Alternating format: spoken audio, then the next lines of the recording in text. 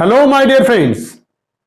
This is Dr. Wasim I Khan, Assistant Professor, Shri Shivaji Law College, Parbhani, Maharashtra, India.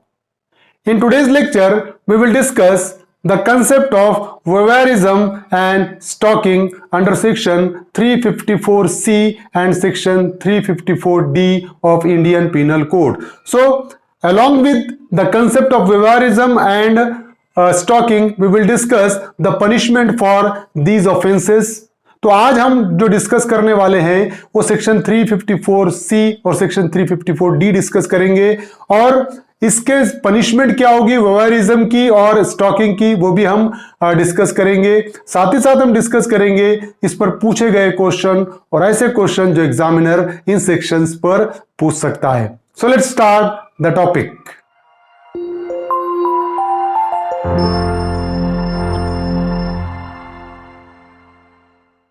Voyeurism and stalking, section 354C and 354D. So section 354D deals with voyeurism. So any man who watches or captures the image of a woman engaging in a private act in circumstances where she would usually have the expectation of not being observed either by the perpetrator or by any other person at the behest of the perpetrator or disseminates such image. So any man who watches or captures the image of any woman who is engaging in the private act and in the circumstances where she would usually have the expectation of not being observed by the other person. तो अगर कोई person है, कोई man है जो देख रहा है या इमेज कैप्चर कर रहा है किसी वुमन की और वो वुमन अगर उसके प्राइवेट एक्टिविटीज में इंगेज है, फॉर एग्जाम्पल वो प्राइवेट एक्टिविटीज में इंगेज है और उस प्राइवेट एक्टिविटीज को कोई पर्सन इमेजेस में कैप्चर कर रहा है या उसको देख रहा है और वो वुमन का ये एक्सपेक्टेशन है कि वो उसे कोई ना देखे, प्राइवेट एक्ट कर रही है उसको कोई ना देखे, ये एक्सपेक्टेशन उस वुमन का है और जो कोई भी उसकी उस प्राइवेट एक्टिविटीज की इमेज कैप्चर करेगा या उसको देखेगा तो that person will be held liable for the offence of voyeurism section 354C.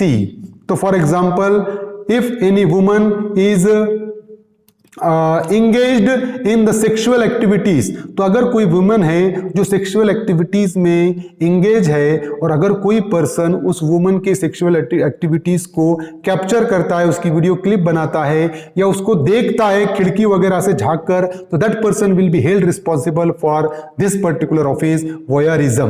वोयरिज्म के लिए वो पर्सन रिस्पॉन्सिबल रहेगा and such person shall be punished on first conviction with imprisonment shall not be less than 1 year but which may extend to 3 years and shall also be liable to fine.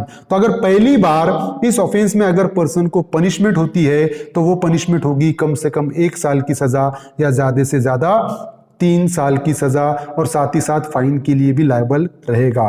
तो वोयरिज्म में सारी activity आएगी।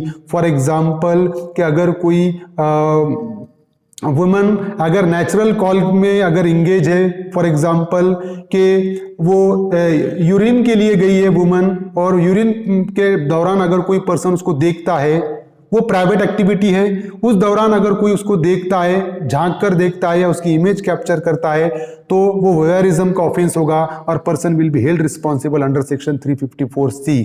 अगर for example कोई woman है जो room में lock होकर अगर वो कपड़े चेंज कर रही है, उस सिचुएशन में भी अगर कोई पर्सन खिड़की से झांकता है, उसको देखता है, तो जो पर्सन देख रहा है खिड़की से वो पर्सन वोयरिज्म के लिए लायबल रहेगा सेक्शन 354C में। तो प्राइवेट एक्टिविटीज में जब कभी भी वुमन इन्वॉल्व रहेगी और उसका एक्सपेक्टेशन ये है, जब वो दरवाजे को लॉक कर रही है इसका मतलब उसका एक्सपेक्टेशन ये है कि उसे कोई ना देखे और जो कोई भी उसको देखेगा या उसकी इमेज कैप्चर करेगा सेक्शन 354C में उसको पनिशमेंट होगी और पहली बार पनिशमेंट कितनी होगी 1 साल की कम से कम 3 साल की, ज्यादा से ज्यादा, साथ ही साथ फाइन के लिए रिस्पॉन्सिबल रहेगा। And be punished on a second और subsequent conviction with imprisonment which shall not be less than 3 years but which may extend to 7 years and shall also be liable to fine. और अगर ऐसा person है जिसको already वोयरिज्म के लिए सजा हो चुकी है, सेक्शन 354C में एक बार सजा हो चुकी है, दोबारा ऑफेंस करता है तो दोबारा उसको सजा कितनी होगी? कम से कम 3 साल, ज्यादा से ज्यादा 7 साल, और साथ ही साथ फाइन के लिए भी वो रिस्पॉन्सिबल रहेगा। So explanation is that for the purpose of this section, private act includes an act of watching carried out in a place which in the circumstances would reasonably expected to provide privacy and where the victim's genitals, posterior or breast are exposed or covered only in underwear, or the victim is using a lavatory, or the victim is doing a sexual act that is not of a kind ordinarily done in public। तो private act को explain किया गया है explanation first में, और वहां पर specify किया गया है कि ऐसा एक्ट अगर वुमन कर रही है कि जो उसका एक्सपेक्टेशन है कि वो प्राइवेसी में किया जाना चाहिए। अगर प्राइवेटली कोई एक्ट कर रही है वुमन तो, और वो प्राइवेटली एक्ट में अगर उसके जेनाइटल्स अगर फॉर एग्जाम्पल एक्सपोज हो रहे हैं, प्राइवेट पार्ट अगर एक्सपोज हो रहे हैं और वो प्राइवेटली अगर एक्ट कर रही है, तो वो अगर कोई पर्सन देखेगा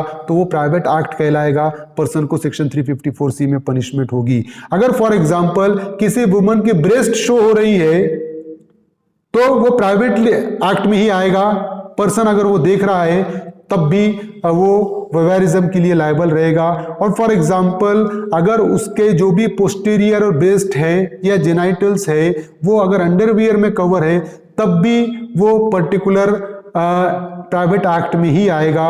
लेबोरेटरी के लिए अगर वो यूरिनल यूज कर रही है तब भी वो प्राइवेट एक्ट में ही आएगा। तो ये सब सिचुएशन में क्या होगा, या कोई वुमन सेक्सुअल एक्ट में इन्वॉल्व है, प्राइवेट एक्ट में आएगा। तो ये सारे एक्ट प्राइवेट एक्ट में आएगा।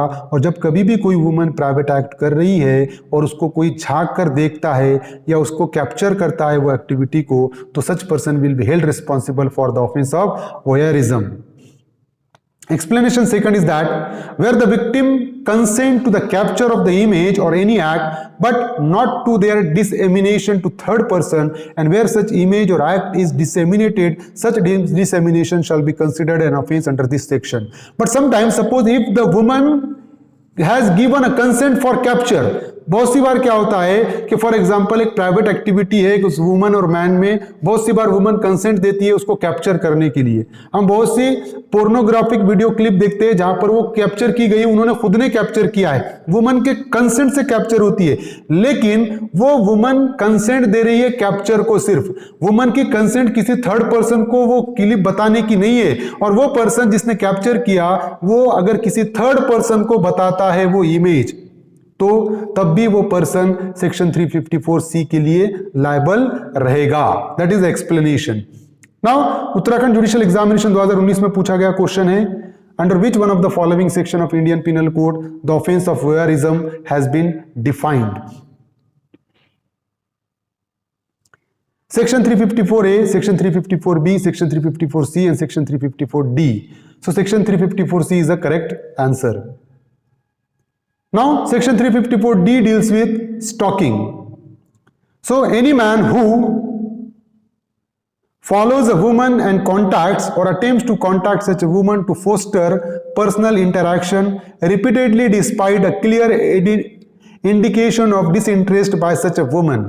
So if any man who follows the woman and he tries to contact that particular woman and for the personal interaction repeatedly despite a clear indication of disinterest by such a woman, तो अगर कोई man किसी woman का पीछा करता है या उसको फोन से कांटेक्ट करने की कोशिश करता है या उससे इंटरैक्शन करने की कोशिश करता है, बावजूद इसके कि उस वुमन का डिसइंटरेस्ट है, वुमन का इंटरेस्ट नहीं है कांटेक्ट करने में, उसके डिसइंटरेस्ट होने के बावजूद, उसका इंटरेस्ट नहीं होने के बावजूद अगर कोई मैन किसी वुमन को फॉलो करता है, उसको कांटेक्ट करने की कोशिश करता है, उससे इंटरेक्ट करने की कोशिश करता है, तो ऐसा पर्सन स्टॉकिंग के ऑफेंस के लिए पनिशेबल होगा सेक्शन 354D में। And any man who monitors the use by a woman of the internet, email और any other form of electronic communication,